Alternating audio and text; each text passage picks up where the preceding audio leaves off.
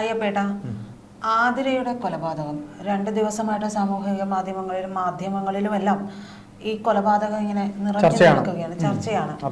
അത് എന്തുകൊണ്ട് അതായത് ആതിരയ്ക്ക് എന്തുകൊണ്ട് അത്തരത്തിലൊരു ബന്ധത്തിലേക്ക് പോകേണ്ടി വന്നു എന്നത് ഉൾപ്പെടെയുള്ളവയൊക്കെ ചർച്ച ചെയ്യപ്പെടുന്നുണ്ട്. ഇതിപ്പോ നമ്മുടെ സമൂഹത്തിൽ ആദ്യമായിട്ടൊന്നും അല്ല ഇത്തരത്തിലൊരു സംഭവം ഉണ്ടാകുന്നത്. എന്നിരുന്നിട്ട് പോലും വീണ്ടും ഇത് ആവർത്തിക്കപ്പെടുന്നു എന്നുള്ളത് അതൊരു നല്ല സൂചനയല്ല. ആ നല്ല സൂചനയല്ല എന്ന് പറയുമ്പോഴും നമ്മൾ പലതിനെയും കുറ്റപ്പെടുത്തുന്നുണ്ട്. അവൾക്ക് അങ്ങനെ പോകാൻ സാധിച്ചത് എന്തുകൊണ്ടാണ്, അവൾക്ക് ഭർത്താവ് കൊടുത്തത് പോരാ, അത് അങ്ങനെയാണ് ഇങ്ങനെയാണ്, ആ സ്ത്രീയെ അപമാനിച്ചും അല്ലാതെയും ഒക്കെ അനുകൂലിച്ചും ഒക്കെ വരുന്നുണ്ട്. പക്ഷെ ഇതിന്റെ ഏറ്റവും മർമ്മപ്രധാനമായ ഒരു ഭാഗമായിട്ട് തന്നെ ഇവൻ ഈ കൃത്യം, അതായത് ഈ പ്രതി ഈ കൃത്യം നടത്തിയ ഒരു രീതിയാണ്. അത് ശരിക്കും എങ്ങനെയാണ് ചേട്ടന് എന്താണ് ആ കൃത്യം നടത്തിയ രീതി എന്ന് പറയുമ്പോൾ അവന് അത് എത്രത്തോളം ഒരു പകയുണ്ട് എന്നുള്ള കാര്യം കൂടി അതിൽ നിന്ന് പുറത്തേക്ക് വരുന്നതല്ലേ? തീർച്ചയായിട്ടും. അതായത് അയാൾക്ക് ലഭ്യമല്ലാതിരുന്നതാണ് ഈ സ്ത്രീയുമായിട്ടുള്ള ആ ഒരു സെക്ഷുവലായിട്ടുള്ള അവൻ്റെ ആഗ്രഹം ലഭ്യമല്ലാതിരുന്നതാണ്. അപ്പം അവർ കുടുംബ ബന്ധങ്ങളെ ഒക്കെ കണ്ടുകൊണ്ടായിരിക്കും ഒരു വേള അതിന് സമ്മതിക്കാതിരുന്നത് ആയിരിക്കാം. പക്ഷേ അവന് ഈ മരിക്കുന്ന സമയത്ത് അവർ തമ്മിൽ ബന്ധത്തിൽ ഏർപ്പെടുന്ന സമയത്ത് തന്നെയാണ് അവൻ കൊല ചെയ്യുന്നത് എന്ന് പറയുമ്പോൾ അത് അവൻ്റെ ആ ഒരു സൈക്കിക്കായിട്ടുള്ളൊരു പ്രക്രിയ തന്നെയാണ് അവിടെ വരുന്നത്. കാര്യം അവൻ്റെ ആഗ്രഹം നിറവേറ്റുന്നതോടൊപ്പം അവനുണ്ടായിരുന്ന നീ എനിക്ക് വഴങ്ങാത്തവളായിരുന്നല്ലോടി, ഇനി നീ ആർക്കും വഴങ്ങണ്ട എന്നൊരു ഇതുകൂടെ അതിനകത്തുണ്ടാകും. സ്വന്തം ഭർത്താവിനോടൊപ്പം പോലും നീ ഇനി ജീവിക്കണ്ട എന്നൊരു തോന്നലാണോ ഈ പ്രക്രിയ? കാര്യം അത് ഒരു സൈക്കോളജിക്കൽ ഒരു ഇതാണ്. കാര്യം അയാൾ ഒന്നാമത് സൈക്കിക് പ്രശ്നത്തിന്റെ ആളെന്നൊക്കെയാണ് പറയുന്നത്. അങ്ങനെയാണ് പറയപ്പെടുന്നത്. ഇതിപ്പോ എടുത്ത് നോക്കുമ്പോഴേ ഈ പ്രതി കുറ്റം സമ്മതിച്ചു എന്നുള്ള വാർത്ത വരുന്നുണ്ടല്ലോ. ഈ കുറ്റം സമ്മതിച്ചു എന്ന് പറയുന്നത് ഇയാൾ ഇവിടെ വരുന്നുണ്ട്. ഇയാൾ എല്ലാ മാസവും ഈ ഒരു വർഷത്തിനിടയിൽ എല്ലാ മാസവും തന്നെ ഈ സ്ത്രീയെ കാണാൻ വേണ്ടി വരുന്നുണ്ട്. ഇവർക്കിടയിൽ ഇത്തരത്തിലുള്ള ശാരീരിക ബന്ധം ഉണ്ടാവുകയും ഒക്കെ ചെയ്യുകയാണ്. പക്ഷേ ആദ്യ സമയത്ത് ഈ ആതിര കൊടുത്ത ഒരു വാക്കുണ്ട്. അതായത് ഈ പ്രതി വിവാഹമോചനം നേടിയ ആളാണല്ലോ. അപ്പോൾ ഒരുമിച്ച് വരാം, ജീവിക്കാം എന്നൊക്കെ പറഞ്ഞിരുന്നതാണ്. പിന്നീട് ഇവരുടെ ഭർത്താവ് പൂജാരിയാണല്ലോ, അദ്ദേഹം ഇത് അറിയുകയും പിന്നീട് വളരെ വൈകാരികമായിട്ട് തന്നെ ഭാര്യയോട് സംസാരിക്കുകയാണ്. കാരണം സമൂഹത്തിൽ എൻ്റെ ഒരു സ്ഥാനം ഇതാണ്. അപ്പൊ എല്ലാവരും സ്വാഭാവികമായിട്ടും ഏതൊരു വിഭാഗത്തിൽപ്പെട്ട പ്രീസ്റ്റുമാരാണെങ്കിലും നമുക്കൊരു വിലയുണ്ട്. അപ്പോൾ ആ തരത്തിലുള്ള ഒരാളാണ്. അതുകൊണ്ട് നീ ഇങ്ങനെ പോകല്ലേ, അങ്ങനെയൊക്കെ ഒരു വളരെ വൈകാരികമായിട്ട് സംസാരിക്കുകയും പിന്നീട് ഈ ഭർത്താവ് എന്ന് പറയുന്ന വ്യക്തി ഇങ്ങനെ ഈ വീട്ടിൽ ആതിരയുണ്ട് എന്നുള്ള രീതിയിൽ പോലും ഇല്ലാത്ത ഒരു പെരുമാറ്റമാണ്. അതായത് അത്രയും നാളും അതെ അത്രയും നാളും എല്ലാ കാര്യങ്ങളും സ്വരൂപിച്ച് കൊടുത്തിരുന്ന ഭാര്യയ്ക്ക് പിന്നീട് ഈ ഒരു അകൽച്ച മനസ്സിലാവുകയാണ്. അപ്പോഴാണ് ഭാര്യ മനസ്സിലാക്കുന്നത് ഇത് ഞങ്ങൾ ഇത്രത്തോളം അടുത്തിരുന്നവരാണല്ലേ എന്നുള്ളത് മനസ്സിലാകുന്നത് ഭർത്താവ് ശരിക്കും അകന്ന് കാണിച്ചപ്പോഴാണ്. പിന്നീടാണ് ആതിരയ്ക്ക് മനംമാറ്റം വരുന്നത്. ആതിര ചിന്തിക്കുകയാണ്, അയ്യോ എനിക്ക് ഇങ്ങനെ ഒരു കാര്യത്തിൽ നിന്ന് പിന്മാറാൻ പറ്റില്ല, കാരണം ഇതെന്റെ കുടുംബമാണ് എന്നുള്ളൊരു യാഥാർത്ഥ്യ ബോധത്തിലേക്ക് വരികയാണ്. ഈ വന്നതോടുകൂടി തന്നെ പിന്നീട് മിക്കവാറും ഇയാൾ ജോൺസൺ വിളിക്കുന്നു, സംസാരിക്കുന്നു ഒക്കെ ചെയ്യുമ്പോഴും കൺവിൻസ് ചെയ്യാൻ വേണ്ടി ശ്രമിക്കുകയാണ്. കാരണം നമുക്ക് വേണമെങ്കിൽ ബന്ധം തുടരാം, പക്ഷെ എനിക്ക് കുടുംബത്തെ കളഞ്ഞിട്ട് നിങ്ങളുടെ ഒപ്പം വരാൻ പറ്റില്ല, എനിക്ക് അതിന് കഴിയില്ല എന്ന് അവർ തീർത്ത് പറയുകയാണ്. ഈ തീർത്ത് പറയുന്നതോടുകൂടിയാണ് ജോൺസന് പക ഉണ്ടാവുന്നത്. അതായത് ഈ ആതിര കൊടുത്തൊരു വാക്കുണ്ടല്ലോ, ഞാൻ ഇറങ്ങി വരാം എന്നുള്ളത്. അതപ്പോ വിവാഹമോചനം നേടി നിൽക്കുന്ന ഇത്തരത്തിൽ ഒരുപക്ഷെ സൈക്കിക് ആയിരിക്കാം അയാൾ. അങ്ങനെയുള്ള ഒരാൾക്ക് ഈ വാക്ക് കിട്ടുകയും മാത്രമല്ല അയാൾ ഒരു വിവാഹ ജീവിതം ഇവരും ഒന്നിച്ചിട്ട് സ്വപ്നം കാണുകയും ഒക്കെ ചെയ്യുന്നുണ്ട്. മാത്രമല്ല ഇവർക്കിടയിൽ ഇത്തരത്തിലുള്ള ബന്ധങ്ങൾ ഉണ്ടാവുകയും ഒക്കെ ചെയ്യുമ്പോൾ ഇത്ര നാളും ഭർത്താവിൽ നിന്ന് എന്താ പറയാ ഒരു സ്നേഹമില്ല അങ്ങനെയൊക്കെ പറഞ്ഞിട്ടാണല്ലോ സ്വാഭാവികമായിട്ടും അടുക്കുന്നത്. അപ്പോ അത്തരത്തിൽ പോകുന്ന ഒരു വ്യക്തി ഇവിടെ വന്നിട്ട് ഈ പ്രതി വന്നിട്ട് 4 ദിവസത്തിന് ശേഷം 4-ാം ദിവസമാണെന്ന് തോന്നുന്നു ഈ കൃത്യം നടത്തുന്നത്. അതെ. അപ്പോ ഈ 4 ദിവസവും ആതിരയെ വിളിച്ചിട്ടുണ്ട്. ആതിര ഭർത്താവുണ്ട്, കസിൻസ് ഉണ്ട് എന്നൊക്കെ പറഞ്ഞ് ഒഴിവാക്കുകയാണ്. പക്ഷെ ഈ 4-ാം ദിവസം, അതായത് സംഭവം നടന്ന ദിവസം, പ്രതി അവിടെ നിന്ന് ആ റൂമിൽ നിന്ന് ഇറങ്ങി നടന്ന് മകനെ കയറ്റി വിടുന്നത്, ആതിര മകനെ ബസ് കയറ്റി വിടുന്നത് ഒക്കെ കണ്ടതിന് ശേഷം അപ്പോഴും വിളിക്കുന്നുണ്ട്. പക്ഷെ ആതിരയോട് പറയുന്നില്ല ഞാൻ വരികയാണ് എന്നുള്ളതൊന്നും പറയുന്നില്ല. മറിച്ച് ആതിര ആ വീട്ടിലേക്ക് എത്തുമ്പോഴേക്കും അവിടെ ജോൺസൺ നിൽക്കുന്നുണ്ട്. അപ്പോഴും ആതിര കരുതുന്നില്ല ഇത് തന്റെ അവസാനത്തെ ദിവസമാണ്, ഇത് തന്നെ കൊല്ലാനാണ് ഇയാൾ വന്നിരിക്കുന്നതെന്ന് മനസ്സിലാക്കുന്നില്ല. ഈ ആതിരയുടെ അടുത്ത് ഇയാൾ ചായ ചോദിക്കുന്നു. ഇതൊക്കെ നമ്മൾ പറഞ്ഞതാണ്. ചായ ചോദിക്കുന്നു. ചായ ചോദിച്ച ശേഷം ചായ ഇടാൻ പോകുന്നു. അപ്പോഴും ആതിര കരുതുന്നില്ല തന്നെ കൊല്ലാൻ വന്നിരിക്കുകയാണ്. ആതിര അപ്പോഴും ഒരുപക്ഷെ കരുതിയിട്ടുണ്ടാവുക പറഞ്ഞ് ഒതുക്കി നിർത്താം എന്നുള്ളതായിരിക്കാം. പക്ഷെ ഇയാൾ കത്തി ഒളിപ്പിക്കുന്നു. ഇതിനു ശേഷം ചായ കുടിച്ചതിന് ശേഷം തന്നെ ഇയാൾ ടിവിയുടെ ഒച്ച കൂട്ടി വെക്കുന്നുണ്ട്. ഒച്ച കൂട്ടി വെച്ചതിന് ശേഷം ഇയാൾ പതുക്കെ ശാരീരിക ബന്ധത്തിൽ ഏർപ്പെടാനോ നിർബന്ധിക്കുകയും അവർ ശാരീരിക ബന്ധത്തിൽ ഏർപ്പെടുകയും ചെയ്യാണ്. അപ്പോഴാണ് വായ പൊത്തിപ്പിടിച്ചതിന് ശേഷം ആതിര അറിയാതെ കത്തിയെടുത്ത് വായ പൊത്തിപ്പിടിച്ചതിന് ശേഷം കത്തി കുത്തിയിറക്കുന്നത്. അതായത് ഇത്തരത്തിലുള്ള സംഭവങ്ങൾ എവിടെ നടന്നിട്ടുണ്ടോ എടുത്ത് നോക്കിയാൽ നമുക്ക് മനസ്സിലാവും. സെക്ഷൽ ജലസി എന്ന് പറയുന്ന ഒരു സംഭവമുണ്ട്. ഈ സെക്ഷൽ ജലസി എന്ന് പറയുന്നത് നമ്മൾ പറയുന്നതല്ല കേട്ടോ, വിദഗ്ധർ എല്ലാവരും തന്നെ പറഞ്ഞിട്ടുള്ളത് ഇത്തരത്തിലുള്ള കൊലപാതകങ്ങളെല്ലാം ബ്രൂട്ടലായിരിക്കും. അതായത് എനിക്ക് കിട്ടാത്തത് മറ്റൊരാൾക്ക് കിട്ടണ്ട.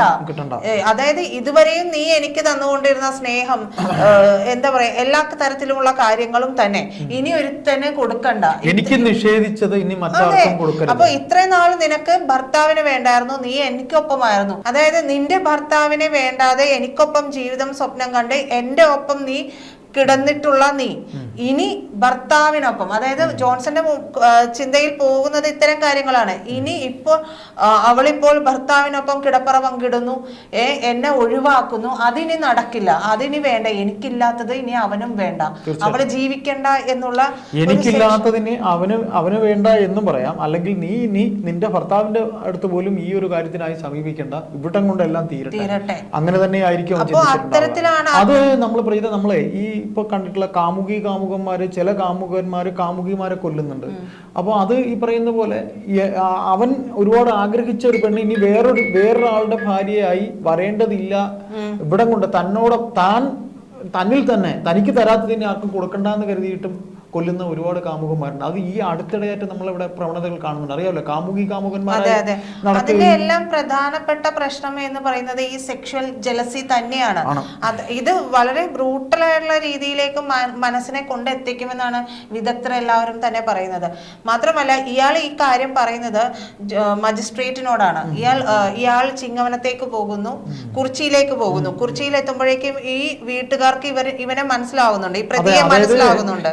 ഈ പോകുന്ന വീട്ടിൽ അയാള് പിന്നെ ഒരു ആളിനെ നോക്കാൻ പരിചരിക്കുന്ന ജോലിയാണ്, ഹോം നഴ്സിന്റെ ജോലിയാണ്. തെറാപ്പിസ്റ്റ് ആയതുകൊണ്ട് അയാൾ കാലൊടിഞ്ഞ് കിടക്കുന്ന മറ്റോ വ്യക്തിയാണ്. അപ്പൊ അയാളെ ശുശ്രൂഷിക്കാൻ വേണ്ടി അവിടെ മകൾ നിർത്തുന്നതാണ്. പക്ഷെ ഈ വാർത്തകളിലൂടെ ഇയാളെ മനസ്സിലായ ഇവർക്കിടയിൽ ഈ മകളും മറ്റൊരാളും തമ്മിലുള്ള സംസാരത്തിൽ നിന്ന് ഇവന് സംശയം തോന്നുന്നു. അതായത് ജോൺസന് സംശയം തോന്നിയിട്ട് ജോൺസൺ ചെന്ന് ചോദിക്കാം, നിങ്ങൾ സംസാരിക്കുന്നത് എന്നെ കുറിച്ചാണോ എന്ന് ചോദിക്കുന്നു. അപ്പൊ അവര് പറയുന്ന അതല്ല, അതെ. അതിനുശേഷമാണ് ഇയാളെ അവിടെ പിടിച്ച് നിർത്തിയതിനു ശേഷം, അതായത് പൈസയോ മറ്റോ കൊടുക്കാമെന്ന് ചോദിച്ചു. അത് കൊടുക്കാമെന്ന് പറഞ്ഞതിന് ശേഷം ഇവിടെ പിടിച്ചു നിർത്തുകയും വാർഡ് മെമ്പർ അറിയിക്കുകയും വാർഡ് മെമ്പർ ചിങ്ങവനം പോലീസിനെയാണ് അറിയിച്ചത്. പിന്നീട് ഇയാൾ തുണിയെല്ലാം എടുത്തിട്ട് ഇറങ്ങി പോകാനുള്ള, അതായത് ഇതൊരു കയറ്റമുള്ള വഴിയാണെന്നാണ് പറയപ്പെടുന്നത്. അപ്പൊ ആ ഭാഗത്തേക്ക് പോകുന്ന വഴിക്ക് ചിങ്ങവനം പോലീസ് മഫ്തിയിൽ വന്ന് നിൽക്കുകയാണ്. മഫ്തിയിൽ വന്ന് നിന്നിട്ടാണ് ഇയാൾ രക്ഷപ്പെടുന്നതിന് പോകുന്നതിനിടയിൽ പിടികൂടുന്നത്. പിടികൂടി ജീപ്പിൽ കയറ്റി ഇരുത്തി കൊണ്ടുപോകുമ്പോഴാണ് പറയുന്നത്, ഞാൻ വിഷം കഴിച്ചിട്ടുണ്ട് സാറേ, ഞാനാണ് കൊന്നത്, ഞാൻ വിഷം കഴിച്ചിട്ടുണ്ട് എന്ന് പറയുന്നത്. പിന്നീട് ഇരയായാലും പ്രതിയായാലും ഒരു മൊഴിയെടുക്കുക, അതായത് തീവ്രപരിചരണ വിഭാഗത്തിലേക്ക്, അപ്പോഴേക്കും ഇയാൾക്ക് വൊമിറ്റൊക്കെ തുടങ്ങുന്നുണ്ട്. അപ്പൊ തന്നെ കോട്ടയം മെഡിക്കൽ കോളേജിലേക്ക് എത്തിക്കുന്നു. തീവ്രപരിചരണ വിഭാഗത്തിലാണ്, അതുകൊണ്ട് തന്നെ മജിസ്ട്രേറ്റ് വന്ന് മൊഴിയെടുക്കുമ്പോഴും പറയുന്നുണ്ട്.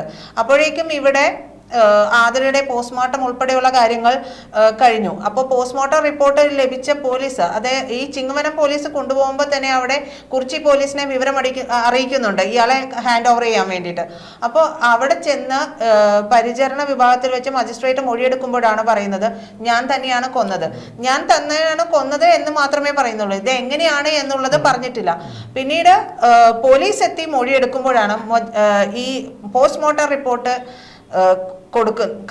മുമ്പിൽ വെച്ചിട്ട് തന്നെ പോലീസ് ചോദിക്കുകയാണ്, ഇത് ഇങ്ങനെ ഒരു ശ്രമവുമുണ്ട്, അതായത് ഇവർ ലൈംഗിക ബന്ധത്തിൽ ഏർപ്പെട്ടതുകൊണ്ട് അത്തരത്തിലൊരു ശ്രമമുണ്ട്, അത് നീ ഇങ്ങനെ ചെയ്യുമ്പോഴല്ലേ കൊന്നത് എന്ന് ചോദിക്കുകയാണ് ഈ പോസ്റ്റ്മോർട്ടം റിപ്പോർട്ടിന്റെ അടിസ്ഥാനത്തിൽ.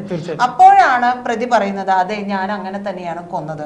ഇനിയിപ്പോൾ ഇയാളുടെ ഈ ശ്രമം രാസപരിശോധനയ്ക്ക് അയച്ചിട്ടുണ്ട്, വണ്ടിയിലുള്ള ഹാൻഡ് പ്രിന്റ്സ് ഉണ്ട്, അതിന്റെ എല്ലാം രാസപരിശോധനയ്ക്ക് അയച്ചിരിക്കുകയാണ്. അപ്പൊ ഇനിയിപ്പോ അത് തിരിച്ചു വന്നു കഴിഞ്ഞിട്ടുണ്ടെങ്കിൽ മാച്ച് ചെയ്തിട്ടുണ്ട് എന്നുണ്ടെങ്കിൽ പോലീസിനെ ഈ പറയുന്ന പ്രതിയായ ജോൺസനെ രക്ഷപ്പെടുത്തണം എന്നുള്ളത് തന്നെയാണ്. എങ്ങനെയെങ്കിലും അവൻ അവിടെ കിടന്ന് മരിക്കട്ടെ എന്നുള്ളതല്ല. കാരണം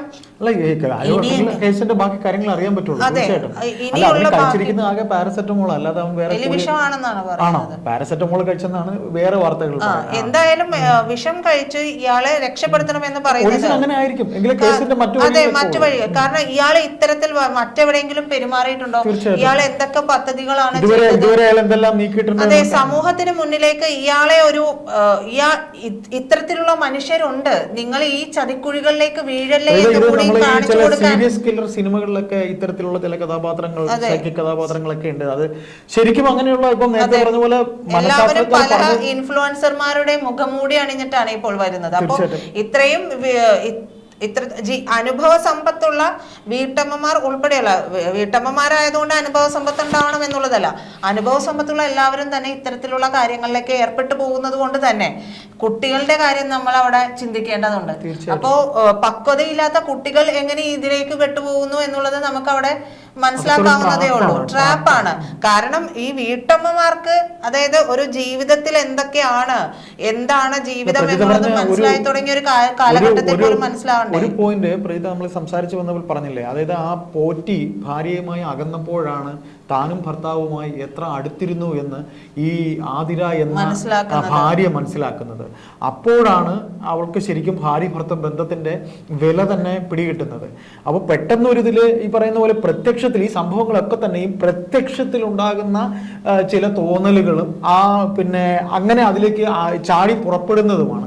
പിന്നീട് ആ ഭർത്താവെടുത്ത ആ ഒരു രീതി ശരിക്കും നല്ലൊരു ചില വീടുകളിൽ ഇങ്ങനെയൊക്കെയുള്ള സംഭവങ്ങളുണ്ട്. കാര്യം ഭർത്താക്കന്മാർ ഒന്നുകിൽ ഭാര്യ മിണ്ടാതെ പോകും, അല്ലെങ്കിൽ ഭർത്താവ് മിണ്ടാതെ പോകും. ഒരുമിച്ച് ജീവിച്ചിരുന്നവർ ഒരു വീട്ടിൽ മിണ്ടാതെയൊക്കെ ജീവിക്കുമ്പോഴാണ് ശരിക്കും അതൊക്കെ മനസ്സിലാക്കുന്നത്. അതൊരു നല്ല ഭർത്താവ് ആയതുകൊണ്ടാണ് അങ്ങനെ അവർ മനസ്സിലാക്കട്ടെ എന്ന് തന്നെ കരുതി ചെയ്തതാണ്. അപ്പോൾ അത് ഒരു ശരിയായ രീതിയായിരുന്നു. അവർ മാറാൻ ശ്രമിക്കുമ്പോഴാണ് ഇത്തരത്തിൽ, കാര്യം ഇയാളൊരു സൈക്കിക് പ്രശ്നക്കാരൻ തന്നെയാണ് എന്നുള്ള കാര്യം ഈ ഇൻഫ്ലുവൻസർ എന്നൊക്കെ പറഞ്ഞ് വരുന്നവരെല്ലാം തന്നെ ഇത്തരത്തിൽ മുഖം മൂടി, നമുക്ക് എല്ലാവരെയും പറയാൻ പറ്റില്ല. ചർച്ച അവസാനിപ്പിക്കാം. അപ്പോൾ ഞാൻ പറഞ്ഞു വെച്ചത് ഇതാണ്, പോലീസിന്റെ ഒരു ഉദ്ദേശം എന്ന് പറയുന്നത് ഇയാളെ സമൂഹത്തിന് മുമ്പിൽ കാണിച്ചു കൊടുത്തിട്ട് ഇനിയെങ്കിലും സഹോദരിമാരെ നിങ്ങൾ രക്ഷപ്പെടാൻ ശ്രമിക്കണം എന്നുള്ളത് തന്നെയായിരിക്കും പോലീസ് മുന്നോട്ട് വയ്ക്കുന്ന ഒരു കാര്യമെന്നാണ് തോന്നുന്നത്. കാരണം ഇത്തരത്തിലുള്ള പല ഇൻഫ്ലുവൻസർമാരുണ്ട്. കഴിഞ്ഞിടക്ക് ഒരു ഇൻഫ്ലുവൻസർ ആണ്, നിലമ്പൂരിൽ നിന്നുള്ള ഒരു ഇൻഫ്ലുവൻസർ ഒരുപാട് പെൺകുട്ടികളുടെ ജീവൻ നശിപ്പിച്ചതാണ്. അത് എന്താ പറയാ, അത് കുട്ടികളുടെ ഉൾപ്പെടെ ജീവിതം നശിപ്പിച്ചിട്ടുള്ള ഒരു ഇൻഫ്ലുവൻസർ ആണ്. മുഹമ്മദ് നിഷാൽ എന്ന് പറഞ്ഞ പേരുള്ള, അതെ, അവൻ പറഞ്ഞിട്ടുള്ള വർത്താനം കേട്ടിട്ടുണ്ടെങ്കിൽ ഇഞ്ചിഞ്ചായി കൊല്ലണം എന്ന് വിചാരിക്കും. പക്ഷെ അവിടെ സപ്പോർട്ട് നിൽക്കുന്നത് സ്വന്തം ഉമ്മയും, അതായത് ഈ ഇൻഫ്ലുവൻസറുടെ ഉമ്മയും സഹോദരിയുമാണ് എന്നുള്ളതാണ് നമ്മളെയൊക്കെ ഞെട്ടിപ്പിക്കുന്ന മറ്റൊരു കാര്യം. അപ്പൊ ഇത് ഒന്നല്ല, ഇതിപ്പോൾ ഒരു കൊലപാതകം മുഹമ്മദ് നിഷാലിന്റേത് മറ്റൊരു തരത്തിലുള്ള ഒരു എന്താ പറയാ പറയാ ഒരു ചൂഷണം, ആ ചൂഷണം ഒക്കെ നടക്കുന്നത്. അതായത് ഈ ഇൻഫ്ലുവൻസർമാരെന്നൊക്കെ പറഞ്ഞ് നമ്മുടെ മുൻപിൽ വളരെ എന്താ പറയാ മേക്കപ്പ് ഇട്ട് ഭയങ്കര പോളിഷ്ഡ് ആയിട്ട് വരുന്ന പോലെ അല്ല. നമ്മുടെ യഥാർത്ഥ ജീവിതത്തിൽ കാണുമ്പോൾ ചിലപ്പോൾ പരുക്കനായിട്ട് തോന്നുമെങ്കിലും അപ്പുറത്ത് കാണുന്ന പോളിഷ്, അത് നമ്മൾ പറയില്ല അക്കരപ്പച്ച എന്ന് പറയുമ്പോൾ നമ്മൾ പോകുമ്പോഴേ അതെ മുഖംമൂടികൾ അഴിഞ്ഞു വീഴുമ്പോഴാണ് ഇത്തരത്തിലുള്ള വിഷയങ്ങളെല്ലാം സമൂഹത്തിൽ സ്പ്രെഡ് ആവുന്നത്. എന്ത് തന്നെയായാലും പിന്നെ ഒരു കാര്യം കൂടെ നമുക്ക് പറയേണ്ടി വരും. അതായത് ഈ വീട്ടമ്മമാരെ കുറിച്ച് പറഞ്ഞില്ലേ, നമ്മൾ ഈ 16 വയസ്സും 15 വയസ്സുമുള്ള കൗമാരത്തിലുള്ള കുട്ടികളെ നമുക്ക് ഒരിക്കലും കുറ്റം പറയാൻ കഴിയില്ല. 15 വയസ്സ് 16 വയസ്സ് 12 വയസ്സ് മുതൽ 17 വയസ്സ് വരെ കൗമാരക്കാരാണ്. അത് പെൺകുട്ടികളായാലും ആൺകുട്ടികളായാലും അവർക്ക് ഒരു കൗതുകമാണ്. കൗമാരം എന്ന് പറയുമ്പോൾ കൗതുകം കൂടെയുണ്ട്. കൗതുകത്തിന്റെ കാലഘട്ടമാണ്. അപ്പോൾ ആ കൗതുകത്തിനെ ചൂഷണം ചെയ്യുന്ന ഒരുപാട് പിന്നെ ഈ ഇൻസ്റ്റാ പോലത്തെ സംഭവങ്ങൾ വന്നു കഴിയുമ്പോൾ അവരുടെ കൗമാരത്തിലെ കൗതുകത്തെ ചൂഷണം ചെയ്തുകൊണ്ട് തന്നെയാണ് പല പീഡകളും നടക്കുന്നത്. അതിൽ കുട്ടികളെ നമുക്ക് കുറ്റം പറയാൻ കഴിയില്ല. അവരുമായിട്ട് നമ്മൾ അടുത്തിടപഴകുക, അവരുടെ അച്ഛനമ്മമാര് അവരുടെ ഡെയിലി ആക്ടിവിറ്റീസ്, അച്ഛനമ്മമാർ ഈ പെൺകുട്ടികളായിരുന്നാലും ആൺകുട്ടികളായിരുന്നാലും അവരുടെ ഡെയിലി ആക്ടിവിറ്റീസിൽ ശ്രദ്ധിക്കുക. കാര്യം അവർ കൗമാരകാലത്ത് അവർക്ക് കൗതുകം തന്നെയാണ്. കൗതുകത്തോടെ അവർ ചിലപ്പോൾ എല്ലാത്തിനെയും വീക്ഷിക്കും. ഇപ്പോൾ കാണാൻ ഭംഗിയുള്ള ഒരു പുഷ്പത്തെ നമ്മൾ ഒരു നല്ല പൂവുണ്ടാ നമ്മൾ നോക്കില്ലേ, അതുപോലെ അവർക്ക് കൗതുകമുള്ളിടത്തൊക്കെ അവർ നോക്കും. ഇനി പറയൂ. അപ്പോൾ അത്തരത്തിലുള്ള ഇൻഫ്ലുവൻസർമാരൊക്കെ ഉള്ള കാലഘട്ടത്തിൽ നമ്മൾ തന്നെ നമ്മുടെ വഴികൾ, നമ്മളുടെ സീമ എവിടെയാണ് എന്നുള്ളത് എന്താ പറയാ നമ്മൾ തന്നെ തീരുമാനിക്കുക എന്ന് മാത്രമേ നമുക്ക് പറഞ്ഞു വെക്കാൻ കഴിയുള്ളൂ. അതിനപ്പുറത്തേക്ക് നിങ്ങൾ അങ്ങനെ ചെയ്താൽ ശരിയാണ്, നിങ്ങൾ ഇങ്ങനെ ചെയ്താൽ ശരിയാണ് എന്ന് പറഞ്ഞാൽ ആർക്കും ഇഷ്ടപ്പെടുന്ന ഒരു കാലഘട്ടമൊന്നുമല്ല. പക്ഷെ നമ്മളുടെ ജീവിതത്തിൽ നമ്മളുടെ അടുത്ത് വരുന്നവർ എങ്ങനെയായിരിക്കണം, അവരോട് നമ്മൾ എങ്ങനെയായിരിക്കണം, അവർക്ക് മുമ്പിൽ നമ്മൾ വരച്ചിരിക്കുന്ന ഒരു സീമ, അത് ഒരു അതിർവരമ്പ് എല്ലാത്തിനും ഉള്ളത് എപ്പോഴും നല്ലതാണ്. ഒന്ന് പിന്തിരിഞ്ഞു നോക്കുന്നതും എല്ലാ ദിവസവും പത്രങ്ങളിലൂടെ കടന്നു പോകുന്നതും ഒക്കെ നല്ലതാണ്. ചില ഓർമ്മപ്പെടുത്തലുകൾ ഇത്തരത്തിൽ ആതിര പോലുള്ള പെൺകുട്ടികളുടെ രൂപത്തിൽ പത്രമാധ്യമങ്ങളിലൂടെ നമുക്ക് മുൻപിലെത്തുന്നുണ്ട്. അതുകൊണ്ട് ഇനിയെങ്കിലും ഇൻസ്റ്റാ ലവേഴ്സിനോട്, ഇൻസ്റ്റാ പ്രേമത്തിലോ അതല്ലെങ്കിൽ സാമൂഹിക മാധ്യമ പ്രണയം തേടി പോകുന്നവർ ശ്രദ്ധിച്ചാൽ അവരവർക്ക് തന്നെ നല്ലത്. തീർച്ചയായിട്ടും ഒരു സീമ, ഏത് കാര്യത്തിനും ഒരു സീമ. പിന്നെ പ്രതിഭ പറഞ്ഞ പോലെ നാം എന്താണ്, നാം എവിടുന്നാ വരുന്നത്, നമ്മുടെ പിറകിൽ ആരൊക്കെയുണ്ട്, നമുക്ക് ആരൊക്കെയുണ്ട്, ഇതുകൂടൊരു ചിന്ത ഉണ്ടായാൽ നല്ലതെന്ന് തന്നെയായിരിക്കും നമുക്ക് തോന്നുന്നത്, അല്ലേ?